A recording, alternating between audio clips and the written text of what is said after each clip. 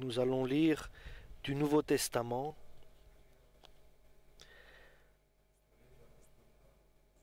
Aux Romains, nous allons lire l'Épître aux Romains, chapitre 8.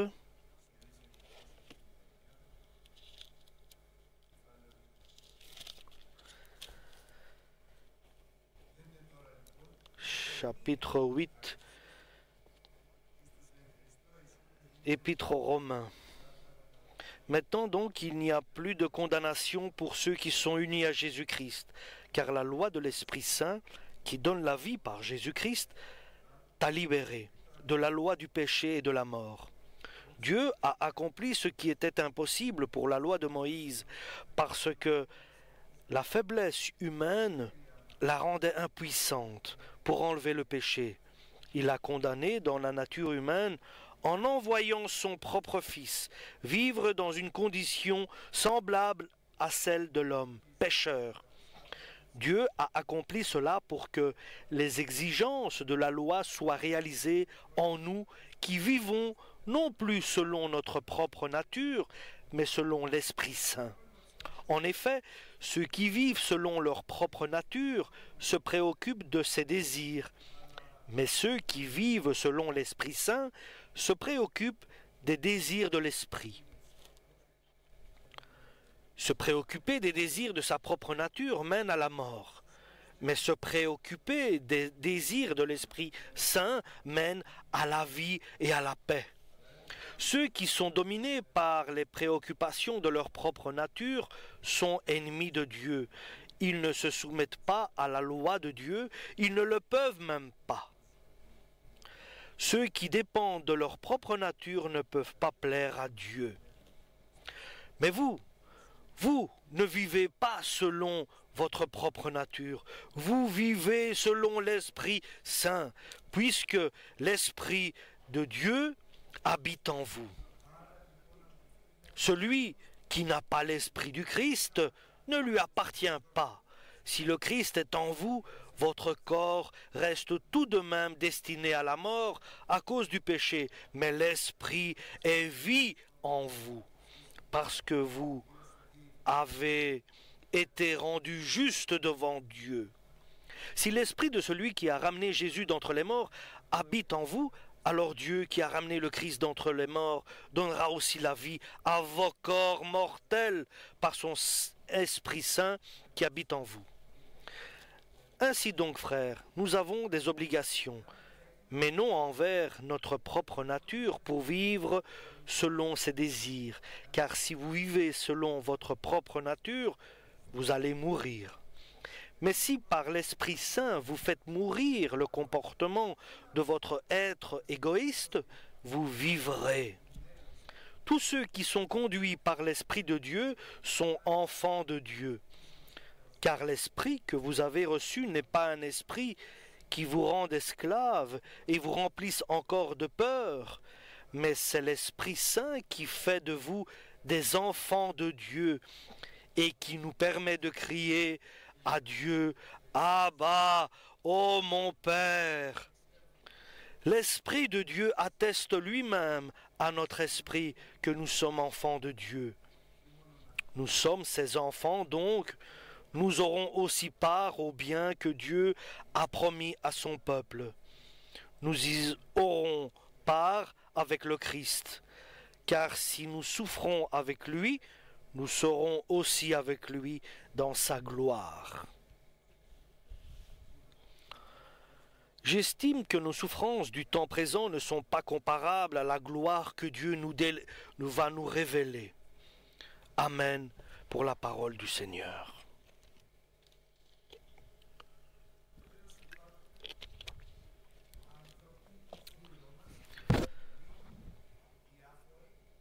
Autour de nous, il y a des personnes différentes, des personnes importantes, moins importantes, des petits, des grands. Il y a beaucoup de personnes, de gens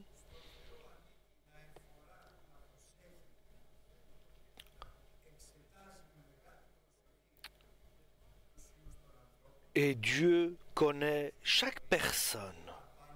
Dieu connaît chaque être humain. Je peux vous dire, avant la fondation de ce monde, il est écrit qu'il nous connaissait.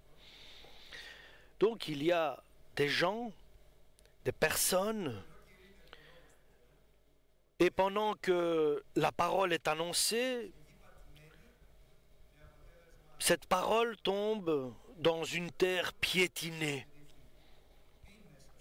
car la graine n'est pas entrée dans la terre, car c'est une terre piétinée, et le diable prend cette graine et elle ne peut pas être fertile. Il y a d'autres personnes qui écoutent la parole. Il y a de la terre, mais il y a beaucoup de pierres, il y a des roches dans son cœur. Et à cause de ces pierres qu'il y a sur la terre, donc cette graine ne peut pas grandir. Elle se dessèche car elle n'a pas eu de racines qui ont pu être allées en profondeur.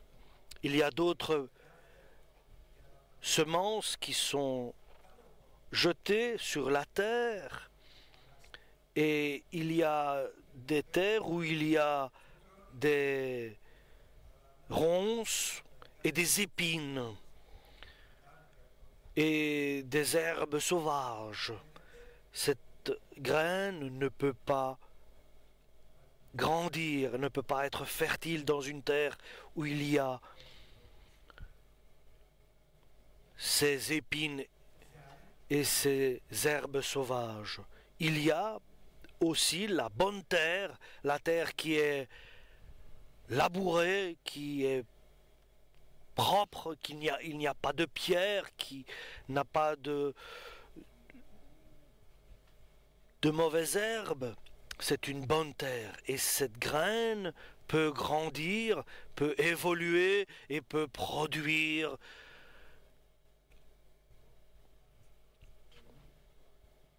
dans la vie de l'homme un bon comportement, un comportement divin, je peux dire. La parole de Dieu a de la valeur et est fertile dans la bonne terre. Et elle donne, cette graine donne au centuple de ce que elle grandit.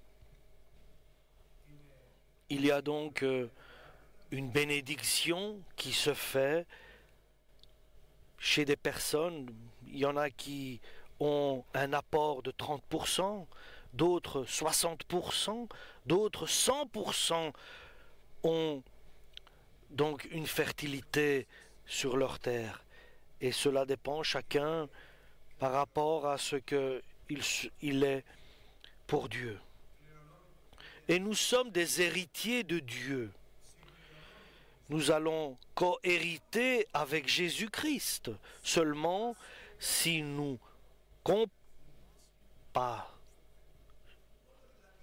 si nous sommes dans la compassion de ce que Jésus a traversé, si nous compatissons avec les souffrances de Jésus-Christ.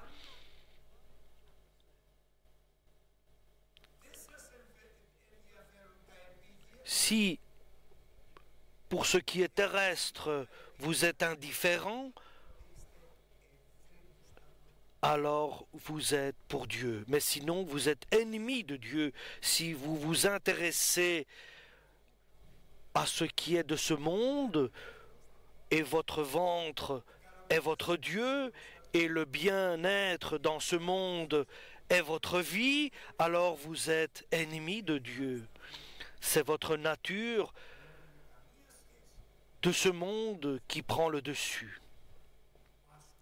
Par contre, si vous cherchez à être comme Jésus-Christ, à le ressembler en tout, alors vous êtes avec Dieu, avec le Créateur, avec celui qui vous appelle, qui vous invite à être avec lui éternellement dans sa lumière.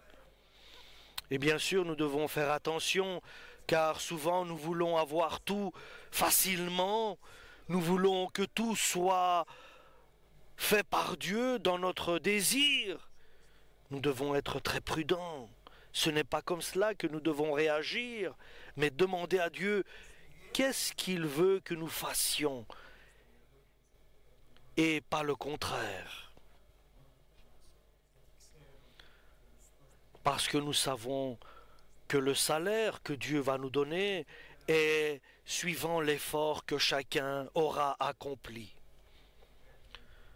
Et nous devons construire avec des pierres précieuses, avec de l'or, de l'argent. Nous devons nous donner totalement à l'œuvre du Seigneur, à faire le bien, à ressembler à Jésus-Christ. Il y en a par contre qui cherchent la vie facile. Je vais construire une maison avec des branches, avec du bois, mais cette maison ne tiendra pas lorsque viendront les intempéries.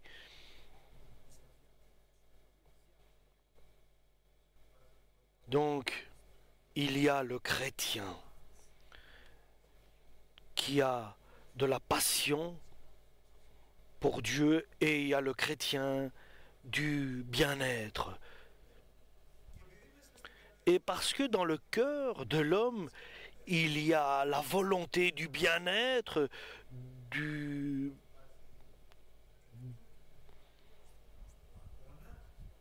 y a le chrétien de celui qui fait des efforts et il y a le chrétien qui est fainéant. Il y a deux différentes personnes qui existent en chacun de nous. Il y a le chrétien fainéant et le chrétien qui veut travailler sa vie, qui veut travailler son comportement, qui veut s'efforcer à faire le bien, à être dans la prière. Alléluia. Si nous devions choisir, qu'est-ce que nous choisirons? Que dois-je faire, Seigneur? Donne-moi quelque chose de facile et ne permets pas que j'ai un fardeau sur moi. Qu'est-ce que tu aurais fait si tu étais comme Ruth, une étrangère au peuple d'Israël qui a voulu suivre le Dieu d'Israël? Et nous devons prendre exemple de Ruth, car nous aussi, nous étions étrangers au peuple d'Israël. Et pourtant, nous avons suivi le Dieu d'Israël.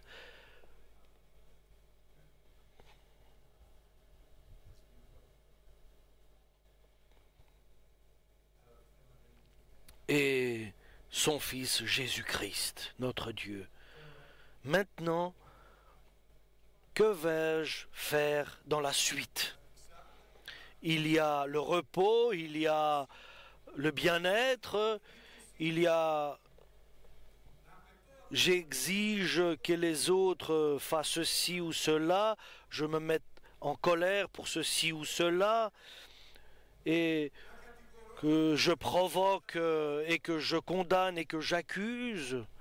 Ce sont des comportements que Dieu ne veut pas. Il y a une autre situation. Il faut nous soumettre à la volonté de Dieu.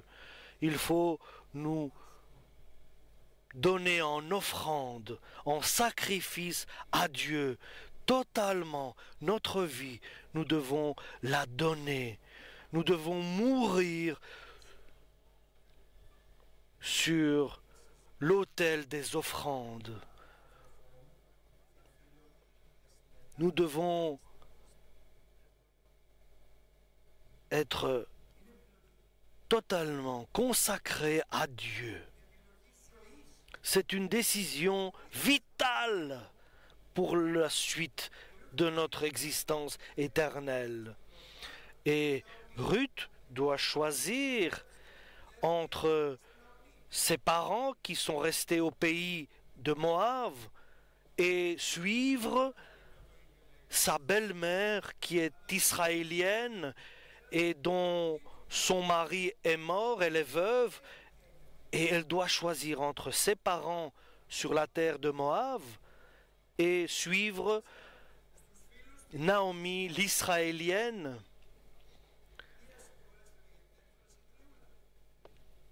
Sa belle-mère, elle a choisi de suivre Naomi, l'Israélienne, et de la servir car elle était veuve du fils de Naomi.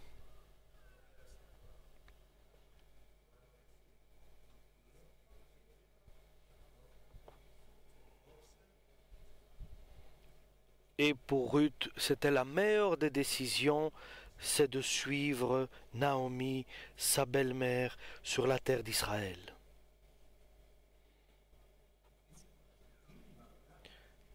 C'est un enseignement de l'Ancien Testament qui nous donne une image de ce que nous devons faire, une morale. Nous devons prendre les bonnes décisions, d'aller là où est le vrai Dieu, là où est le Dieu unique, et prendre la décision, quel chemin je veux suivre dans ma vie.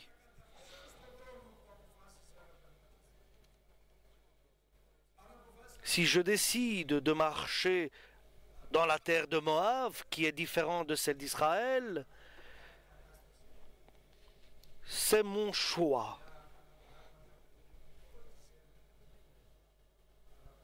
Mais si je décide d'aller dans la terre d'Israël,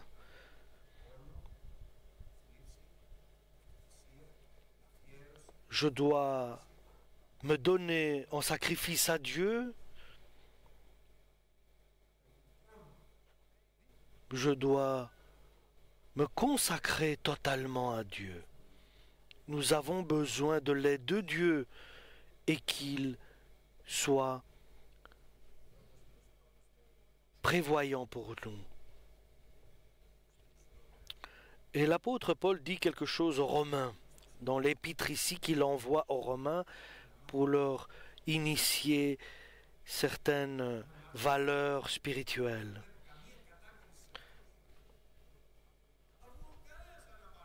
Et nous savons que personne n'est sans péché, sauf Jésus-Christ qui est le Fils de Dieu, la parole de Dieu vivante.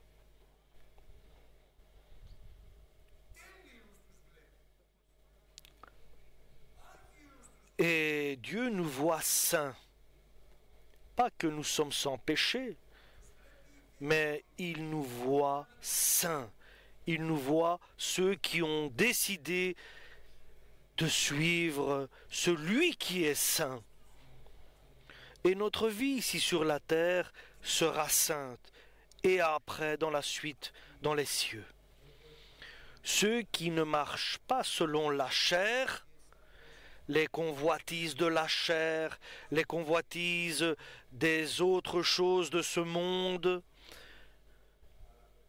ceux qui ne marchent pas comme cela, mais qui marchent selon l'Esprit de Dieu et qui vivent selon l'Esprit de Dieu, ils sont baptisés du Saint-Esprit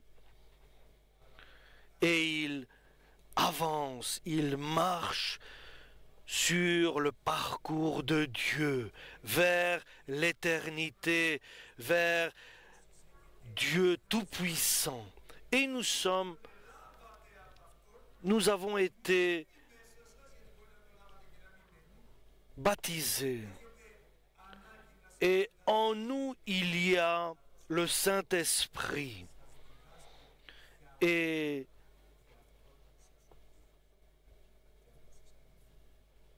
c'est le Saint-Esprit qui nous dirige, car nous avons pris la décision d'être avec Dieu, un point, c'est tout. est libéré du péché et nous nous sommes asservis à Dieu, nous sommes donnés totalement à Dieu, alors notre vie est sainte. Et ce que va arriver, c'est l'enlèvement de l'Église qui nous attend. C'est une décision que nous pouvons prendre aujourd'hui, même si elle n'est pas facile à prendre. Et Dieu connaît notre faiblesse. Il connaît notre être intérieur, mais il désire notre volonté. La volonté de le suivre, la décision de le suivre, même si nous savons que le chemin n'est pas facile, de suivre Dieu le Tout-Puissant et de le ressembler et de l'imiter. Mais Dieu va nous donner la force et le courage de le suivre. Mais l'important, c'est de décider qui nous voulons servir, Dieu ou le monde. Alléluia! Et nous aurons Dieu comme Sauveur. Il sera toujours à côté de nous pour nous protéger, pour nous aider, pour nous soutenir, pour nous donner de l'espérance et de la confiance. Et nous savons que ce que nous allons traverser avec Dieu sera pour nous un effort, mais qui sera récompensé dans la vie avec Dieu éternellement. Si tu veux être un chrétien, qu'il n'y ait pas de condamnation dans notre vie chrétienne, nous devons prendre une décision ferme. Nous devons demander que le Seigneur nous donne cette volonté, comme l'apôtre Paul, comme Jésus-Christ, d'être totalement consacré à Dieu, nous offrir en offrande, en sacrifice à Dieu, totalement à lui. Nous devons lui appartenir totalement. Alléluia! Car il est notre Père, il est notre Dieu, il est notre Sauveur, il est notre lumière, il est notre chemin. Et Jésus est devenu identique aux hommes par la chair et l'Esprit Saint. Et il s'est retrouvé comme un être humain par la Vierge Marie. Et il s'est rabaissé par la gloire qu'il avait avec le Père. Il est devenu obéissant en tout au Père éternel Dieu, béni soit son nom. Et il est devenu un serviteur de Dieu le Père. Il a obéi à son Père, le Dieu éternel, le Dieu tout-puissant. Il était et il est la parole de Dieu vivante. Et la volonté de Dieu le Père était qu'il fasse la mission qui lui avait été demandée. Et lui, il a fait un baptême avec Jean le Baptiste qui l'a baptisé dans le Jourdain et il est mort sur la croix. Pourquoi? Pourquoi tout cela? Parce qu'il savait que là, dans l'obéissance, il y a la prévoyance de Dieu. Dieu est a ouvert le ciel pour lui, pour son Fils. L'Esprit Saint est descendu le jour du baptême au Jourdain. Et Dieu était avec lui, le Père, par le Saint-Esprit. Et il a annoncé aux pauvres la bonne nouvelle et la libération. Ceux qui étaient enchaînés par le diable, il a libéré ceux qui étaient liés, prisonniers du diable. Et il a annoncé un jour de bienveillance, le jour de l'enlèvement de l'Église, et un jour de jugement pour ceux qui n'ont pas suivi Dieu le Tout-Puissant et son Fils Jésus-Christ, la parole de Dieu. Demandons à Dieu qu'il nous donne le comportement de Dieu, la volonté de Dieu.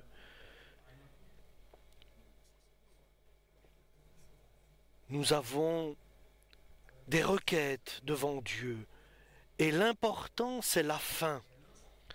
C'est la fin, c'est l'important, c'est de rester jusqu'à la fin. Nous sommes sur la terre provisoirement, mais dans le ciel nous serons éternellement avec Dieu notre Père. Et nous savons que l'apôtre Paul a souffert sur la terre. Il a traversé des souffrances, il a frôlé la mort, il avait des soucis de toutes parts. Il avait des craintes à l'intérieur de lui-même et à l'extérieur, il avait des combats à faire. Mais il avait une mission. Il priait pour toutes les églises de l'époque. L'apôtre Paul, oui. Il a souffert, il a traversé des douleurs comme Jésus-Christ. Et lorsqu'il souffrait, il ne l'accusait pas. C'est pour cela que l'apôtre Paul avait une bienveillance de la part de Dieu ici sur la terre, car il se comportait comme Jésus-Christ. Il le disait lui-même, je veux imiter Jésus-Christ. Nous tous, demandons à Dieu le Père d'imiter Jésus-Christ, son Fils. Je peux vous le dire, chers frères et sœurs, tu as l'occasion de la bienveillance de Dieu sur la terre, avec bien sûr des moments difficiles, des efforts, avec des souffrances peut-être, mais tu as la bienveillance de Dieu avec toi sur la terre et une gloire éternelle dans les cieux. Tu as l'occasion aujourd'hui de décider de ton avenir. Si tu choisis la vie avec l'Éternel, le Tout-Puissant, le Créateur, notre Père, tu seras dans la bienveillance du Tout-Puissant. Mais si tu refuses,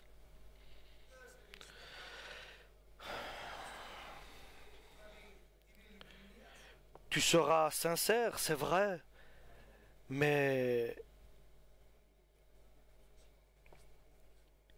il veut que tu prennes la décision de le suivre à lui et pas le monde qui se perd, le monde qui passe, le monde qui est provisoire et vanité.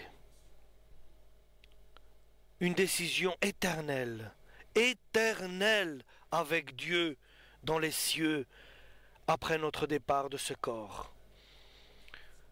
Et Dieu nous a baptisés de son Saint-Esprit. Et nous pouvons crier, Père, Alléluia. Nous te remercions, Père. Et comme l'œuvre du Christ a commencé, La mission de Jésus-Christ a commencé là au Jourdain, lorsque le Saint-Esprit est venu sur Jésus-Christ, le jour de la Pentecôte, lorsque les fidèles ont reçu le Saint-Esprit. Ils étaient rassemblés sur une chambre haute, dans une chambre, là, à Jérusalem. Et Jésus leur avait dit, restez à Jérusalem jusqu'au jour où vous recevrez la puissance du Très-Haut. Il y avait des femmes, des hommes qui ont reçu le Saint-Esprit. Et ils ont confessé. Et Dieu, par Jésus-Christ, était avec eux pour que l'Évangile se répand dans le monde entier. Et lorsque le temps a été accompli, Alléluia.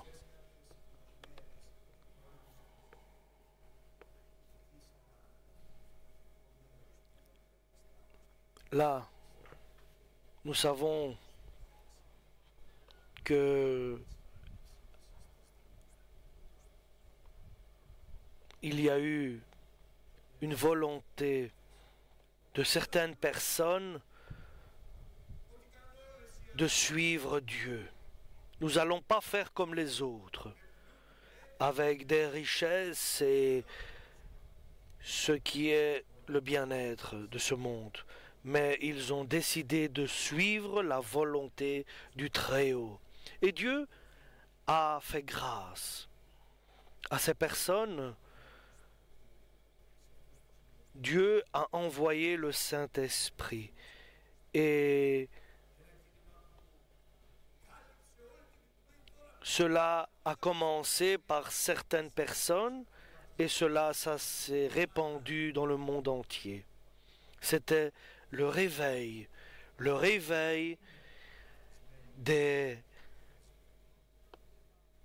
vierges, car le Seigneur vient.